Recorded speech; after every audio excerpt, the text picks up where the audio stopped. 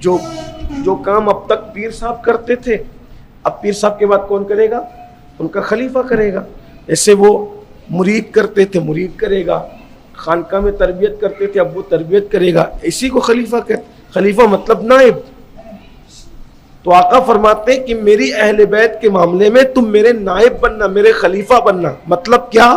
ये कि जैसे मैं मेरी अहले बैत से मोहब्बत करता हूं, तुम भी उसी तरह मेरी अहले बैत से मोहब्बत करना। उनके बगैर तुम्हारी जिंदगी का कोई लम्हा न गुजरे। और आकाए करीम सल्लल्लाहु अलैहि वसल्लम ने तो खास तौर पर अहले बैत की मोहब्बत के बारे में फरमाया कि जो मेरी अहले बैत से मोहब्बत करेगा, अल्लाह भी उससे मोहब्बत फरमाएगा। यानी अगर तुम अल्लाह के महबूब बनना चाहते हो तो अहलुल बैत से मोहब्बत करो। और फिर आका अलैहिस्सलाम अल्लाह की बारगाह में अर्ज़ करते, ए अल्लाह, ये मेरे खास लोग हैं। यानी अहले बैत के बारे में फरमाया, ए अल्लाह, ये मेरे खास लोग हैं, खास लोग। तो ये हुजूर के खास लोग हैं। जब हमें हुजूर की नालैन से मोहब्बत का हुक्म दिया गया, हुजूर के आसा से मोहब्बत का हुक्म दिया गया, हुजूर अलैहिस्सलाम के शहर से मोहब्बत का हुक्म दिया गया, तो हुजूर अलैहिस्सलाम फरमाते हैं ये मेरे खास लोग हैं। तो जो हुजूर के खास लोग हैं उनसे मोहब्बत का आलम क्या होना चाहिए, और फिर इनकी मोहब्बतों की बरकतें क्या है। तो अल्लाह के रसूल सल्लल्लाहु अलैहि वसल्लम फरमाते हैं, अगर तुम चाहते हो कि तुम्हारी उम्र को अल्लाह दराज करे, अल्लाह के हबीब अलैहिस्सलाम ने अहले बैत की मोहब्बत पे खूब उभारा और फरमाया, अगर तुम चाहते हो कि अल्लाह तुम्हारी उम्र को दराज करे तो तुम मेरी अहले बैत से मोहब्बत करना। अगर तुम चाहो कि अल्लाह तुम्हारी रोजियों में बरकत अता करे तो तुम मेरी अहले बैत से मोहब्बत करना। अगर तुम चाहो कि तुम्हारे दरमियान फिरका वारियत ना हो, इंतशार ना हो, इख्तिलाफ ना हो, उम्मत फिरकों में ना बटे, और फरमाया तुम मेरी अहलुल बैत से मोहब्बत करना। और एक मकाम पर फरमाते हैं, जिसने मेरे हुसैन से मोहब्बत की, आप फरमाते हैं जिसने मेरे हुसैन से मोहब्बत की, अल्लाह उससे मोहब्बत करेगा। अहब्बल्लाहु, इरशाद फरमाते अहब्बल्लाहु मन अहब्बा हुसैना, जिसने मेरे हुसैन से मोहब्बत की अल्लाह उससे मोहब्बत फरमाए। और आका अलैहिस्सलाम फरमाते, जो मेरी अहले बैत से मोहब्बत करे मैं उसके माँ बाप की भी शिफात करूं। यानी अहले बैत की मोहब्बत में सिर्फ अपना फायदा नहीं, जिन औलादों ने अहलुल बैत से मोहब्बत की, आका फरमाते मैं उनके माँ बाप की शिफात करूं। एक वाकया बयान किया जाता है कि एक नन्हा सा बच्चा मदीने मुनव्वरा में खेल रहा, बच्चों में बच्चा खेल रहा था। अब बच्चों का काम ही खेलना है। अल्लाह के रसूल अलैहिस्सलाम तशरीफ ले जा रहे थे, तो उन बच्चों के दरमियान जो बच्चा खेल रहा था, हुजूर अलैहिस्सलाम ने एक बच्चे को पकड़ा और पकड़कर उसको बहुत प्यार किया। उस सहाबा ने अर्ज़ की, या रसूल अल्लाह सल्लल्लाहु अलैहि वसल्लम, ये कौन बच्चा है, इससे कोई ख़ास ताल्लुक़ है, वजह क्या है? तो आका अलैहिस्सलाम फरमाते हैं, नहीं नहीं, ये तो मदीने मुनव्वरा का रहने वाला है, लेकिन इससे ख़ास ताल्लुक़ की वजह यह है कि एक दिन मैंने देखा कि ये बच्चा मेरे हुसैन से इजहार मोहब्बत कर रहा था। यानी ये बच्चा होकर भी मेरे हुसैन से इजहार मोहब्बत कर रहा था। वो आका फरमाते, जिस दिन से मैंने इसको मेरे हुसैन से मोहब्बत करते देखा, मैं भी इससे मोहब्बत करने लगा, और अब मैं क़यामत के दिन इसके माँ बाप की शिफात करूं। ये एक बड़ी नेमत है। हम इबादतों में कमज़ोर हो सकते हैं, लेकिन इबादतों की कमज़ोरी भी नुकसानदेह है। इतना याद रखना, इबादत में कमज़ोर होना भी बहुत नुकसानदेह है, लेकिन इबादत की कमज़ोरी का नुकसान उतना बड़ा नहीं है जितना मोहब्बत की कमज़ोरियों का नुकसान है। अगर बंदा अल्लाह न करे इबादतों में कुछ कमज़ोर हो तो उस कमी को मोहब्बत पूरी कर सकती है, लेकिन अगर मोहब्बतों में कमज़ोर होगा बुज़ुर्गों की, तो फिर इबादतें उस कमी को पूरी नहीं कर सकती। जैसे मिसाल के तौर पे कोई बंदा कमज़ोर है, जुमा की 14 रकत पूरी नहीं पढ़ता, 12 रकत पढ़ के चला जाता है, 10 रकत पढ़ के चला जाता है, कमज़ोर है। कोई बंदा सिर्फ रमजान शरीफ के रोजे रखता है, आशूर का नहीं रखता, मेराज का नहीं रखता, शेबरात का नहीं रखता, 13, 14, 15 अय्याम 20 के नहीं रखता, कमजोर इबादत में नफिल छोड़ देता है, सिर्फ फर्ज पे अमल करता है, तो क्या होगा? ये जो कमियां हैं, नवाफिल छूट रहे हैं, इस पर कोई गुनाह तो नहीं है, लेकिन ये कमजोरी बहरहाल है। इसलिए कि जिसको जितना ज्यादा लगाव होता है मजहब से, वो इंसान उतना मजहब के मामले में आगे आता है, उतना उसके जज्बात मजबूत होते हैं। तो अगर कहीं ना कहीं इस तरह की कमजोरियां हैं और अगर सच्चे दिल से मोहब्बत है तो ये मोहब्बत उस कमी को पूरी कर देती। जैसे मुझे एक वाकया याद आता है, सबूत के तौर पे पेश करूं, बात आपको समझ में आएगी, इसलिए कि हमारी कौम इल्मी बात को वाकयात के जरिए जल्दी समझती है। बयान किया जाता है, एक शख्स थे,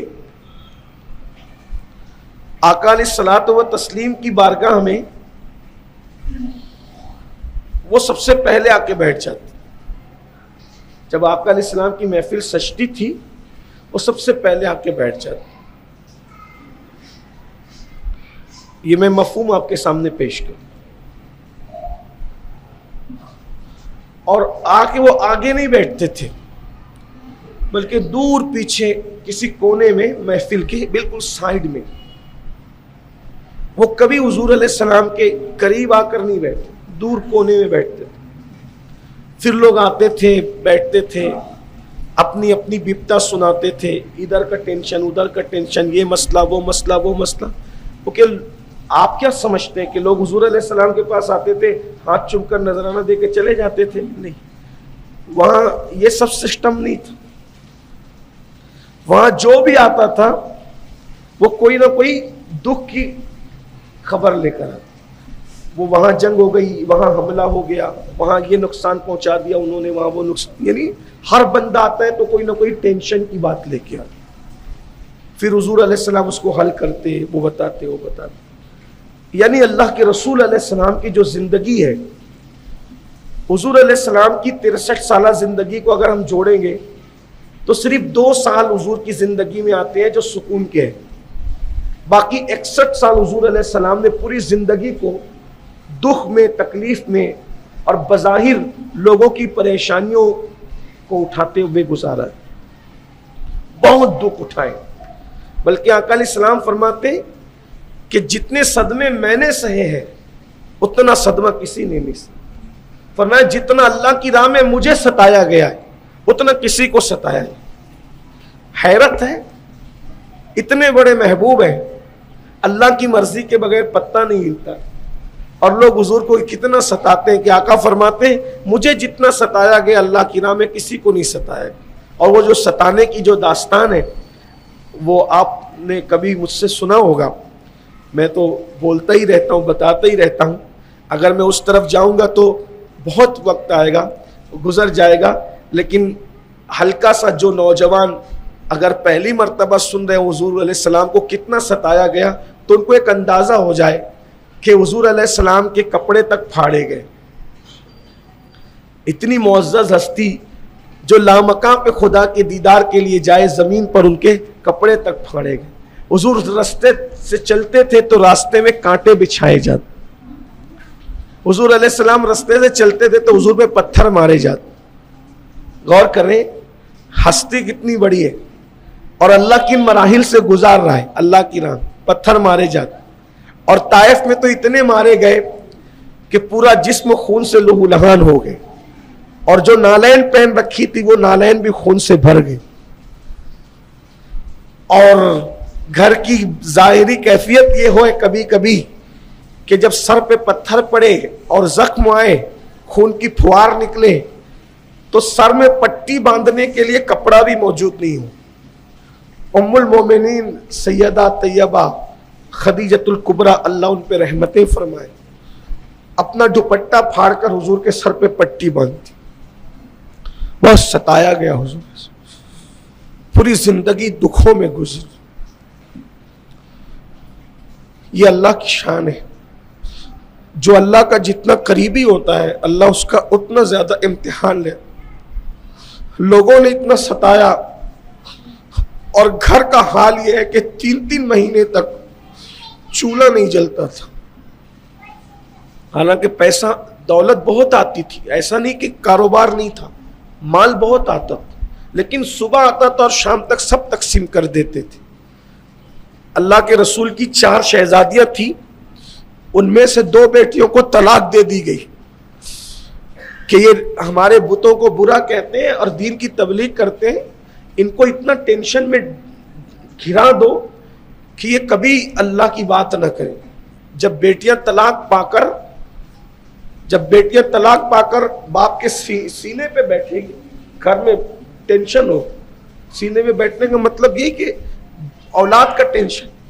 इंसान को अपना उतना दुख नहीं होता जितना दुख औलाद का होता है। यहाँ इतने लोग बैठे होंगे, पूरे हिंदुस्तान में मैं जाता हूं तो लोग कहते हैं हजरत मेरी बेटी को रिश्ते नहीं आते, दुआ करें। तो बेटी अगर कंवारी घर में बैठी हो तो इतना दुख होता है कि माँ बाप की नींदें उड़ जाती, माँ बाप करवटें बदलते हैं। तो बेटी अगर कंवारी घर में बैठे तो इतना दुख है, अगर बेटी तलाक पाके आके घर बैठे, वो भी उस दौर में, गौर करें तो क्या दिल ने कहा होगा। बहुत सताया गया।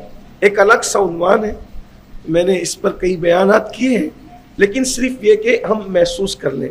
आगे बढ़ने से पहले इतना अर्ज करूं कि हमें गुनाह करने से पहले सोचना चाहिए कि अल्लाह के रसूल ने कितनी मुसीबतें उठाकर ये दीन हमारे घर तक पहुंचाया।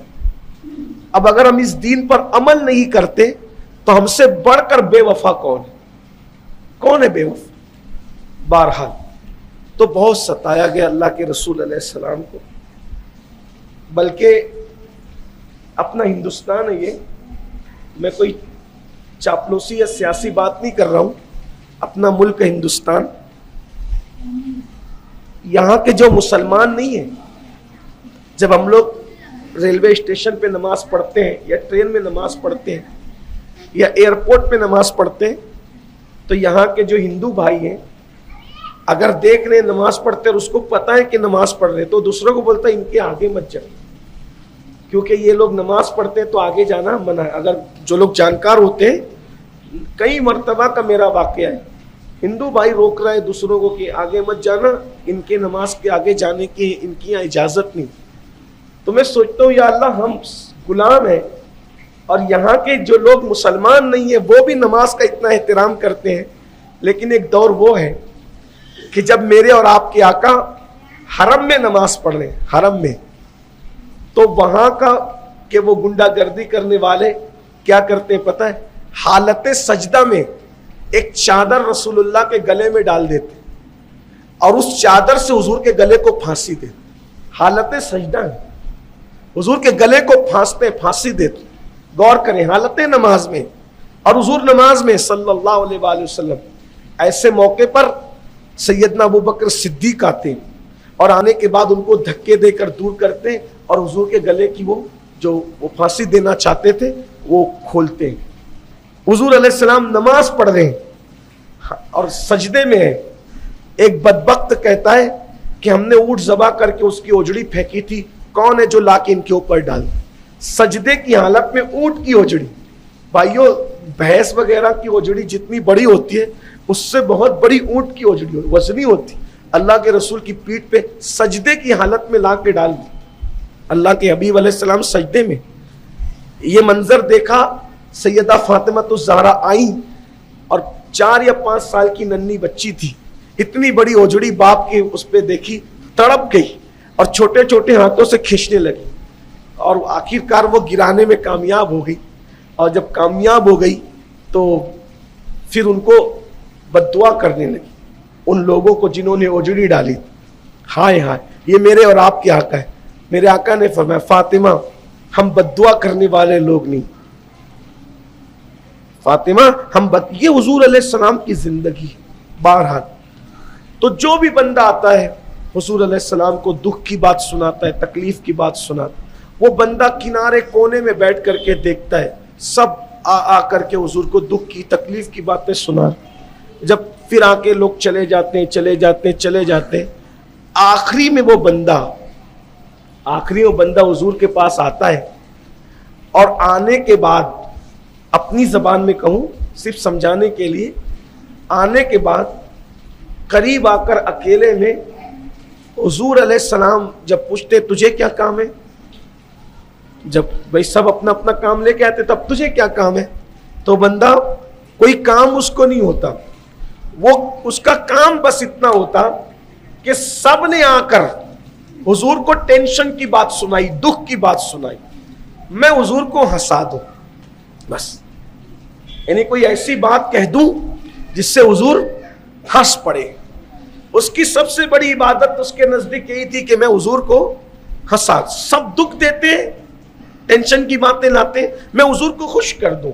तो यानी लोग अपनी जबान में कहते हैं कि कोई चुटकुला छोड़ दिया, कोई ऐसी बात छोड़ दी जिससे हुजूर हंस पड़े, बस उसका काम हो गया, उसका यही काम था। और कोई फिर वो चला जाता, मैंने हुजूर को हंसा दिया, मैंने हुजूर को खुश कर दिया, चला जाता। एक दिन कुछ लोगों ने अल्लाह के रसूल से अर्ज़ की, या रसूल अल्लाह सल्लल्लाहु अलैहि वसल्लम, वो आपकी महफिल में आता है, बार बार आता है, उस पे लानत हो। आका ने फरमाया क्यों लानत हो? हुजूर वो शराब पीता है, उसके किरदार अच्छा नहीं है। आका ने चुप रहो, क्या उस पे लानत करते हो? वो मुझसे मोहब्बत करता है, मुझसे इश्क है, उससे मोहब्बत करता है, उस पे लानत ना करो, और वो जन्नती है। आका ने फरमाया वो, अब देखो जो शराब पिएगा वो जन्नती तो नहीं हो सकता, और जो जन्नती होगा वो शराब नहीं पी सकता। और आका फरमा रहे वो जन्नती है। अब लोग परेशान हो गए, उसको पकड़ा और पकड़ के पूछा, अरे तू करता क्या है? कि हमने जब कहा ये शराब पीता है ये, और ये इस पे लानत हो, तो हुजूर ने कहा लानत ना करो, वो जन्नती और मुझसे इश्क करता है, और तू करता क्या है? तो उन्होंने क्या कहा पता है? मैं कुछ नहीं करता, बस मैं इतना करता हूं ना कि किसी तरह मेरा महबूब मुस्कुराता रहे। तुम सब लोग कोई ना कोई आकर के उनको सदमे की बात करते हो और मैं उनको हंसा देता हूं, बस यही मेरी इबादत है, यही मेरी बंदगी है, यही मेरी जिंदगी है। मेरा दिल चाहता है कि मेरा महबूब मुस्कुराता रहे, खुश रहे, उनको खुश करने के लिए कुछ ना कुछ ऐसी बात कर देता हूं, बस यही मेरी मोहब्बत का तकाजा है। वो कहा हुजूर ने तुझे जन्नती फरमाया, हुजूर का जन्नती कह देना, फिर क्या जन्नती कह देना था। उन्होंने फौरन कहा अगर मेरे महबूब ने मुझे जन्नती कहा, गवाह रहना, तौबा करता हूं, आज के बाद शराब को कभी हाथ ही नहीं लगाऊं। तो देखा आपने, मोहब्बत ने अमल की कमी को किस तरीके से पूरा कर दी। जहां अमल में कमी थी, इश्क ने पूरा कर दी, मोहब्बत ने पूरा कर दी। तो ये मोहब्बत के तकाजे हैं।